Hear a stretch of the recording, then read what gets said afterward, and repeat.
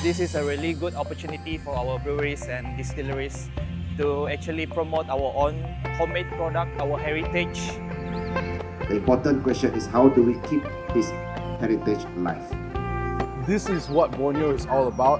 When the next Borneo Tuak festival happens, make sure you show up, bring your friends. If they're not from Sarawak, ask them to book a flight. This is what the culture is all about. 3 days, 108 vendors. It was a great time. We had more than 100 varieties of tuak. Every year we see different kind of tuak. So hopefully we'll see you next year. Even bigger, even better. We can celebrate Sarawak's own heritage, the tuak. Thank you very much. There is nothing in this world that could beat the satisfaction and the happiness of running the event. I hope next year we'll see a lot more people, we'll have a bigger venue, we'll have a bigger event, we'll have more things happening. That's when we're probably going to cross paths again.